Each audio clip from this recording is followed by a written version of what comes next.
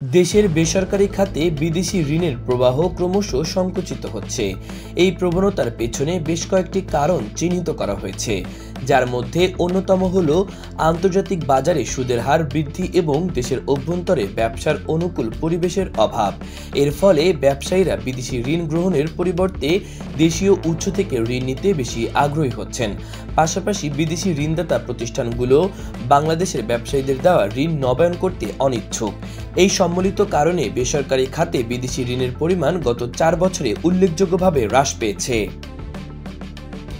বাংলাদেশ ব্যাংকের সাম্প্রতিক প্রতিবেদন অনুযায়ী 2024 সালের জানুয়ারি শেষে বেসরকারি খাতে বৈদেশিক ঋণ $9.80 বিলিয়ন নেমে এসেছে, যা 4 বছরের মধ্যে সর্বনিম্ন।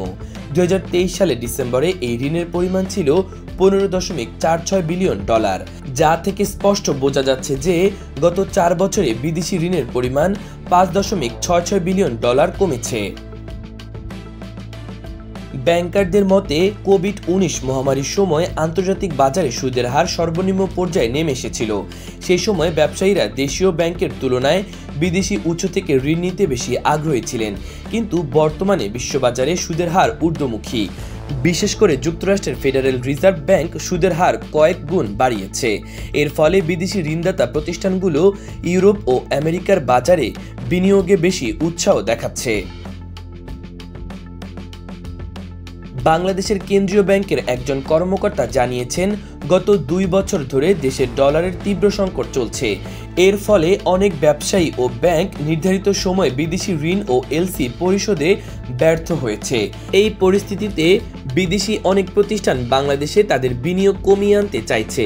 কিছু বিদেশি প্রতিষ্ঠান স্বল্পমেয়াদী ঋণ নবায়ন করতেও অস্বীকৃতি জানিয়েছে, যা বেসরকারি খাতে ঋণ হ্রাসের অন্যতম কারণ।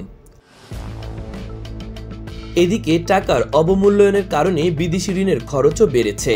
গত 3 বছরে টাকার মান প্রায় 35% কমেছে, যার ফলে ব্যবসায়ীদের ডলার পরিশোধে অতিরিক্ত অর্থ ব্যয় করতে হচ্ছে।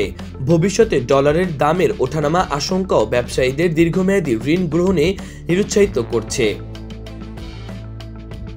অর্থনীতিবিদ এম হেলাল আহমেদ জনির মতে, দেশের বর্তমান বিনিয়োগ পরিবেশ এখনও অনুকূল নয় এবং সুদের হারও বেশি, যা ব্যবসায়ীদের বিদেশি ঋণ থেকে মুখ ফিরিয়ে নিতে বাধ্য করছে।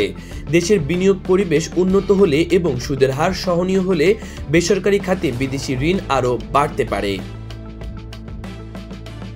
বাংলাদেশ ব্যাংকের তথ্য অনুযায়ী 2023 সালে ডিসেম্বরের শেষে দেশের মোট বিদেশি ঋণের পরিমাণ ছিল $100.02 বিলিয়ন, যা 2024 সালের ফেব্রুয়ারি শেষে বেড়ে $20.90 বিলিয়ন দাঁড়িয়েছে। অর্থাৎ নতুন সরকার দায়িত্ব নেওয়ার পর রিজার্ভ বেড়েছে প্রায় $1 বিলিয়ন। এই পরিস্থিতিতে বিদেশি ঋণের প্রবাহ হ্রাস পাওয়া বাংলাদেশের অর্থনীতির জন্য একটি বড় চ্যালেঞ্জ।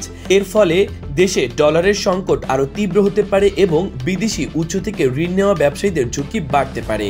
তাই সরকারের উচিত দ্রুত বিনিয়োগ পরিবেশ উন্নত করা এবং সুদের হার কমিয়ে আনা, যাতে বেসরকারি খাত আবার বিদেশি ঋণ গ্রহণে উৎসাহিত হয়। ইমন, তারুণ্য বার্তা।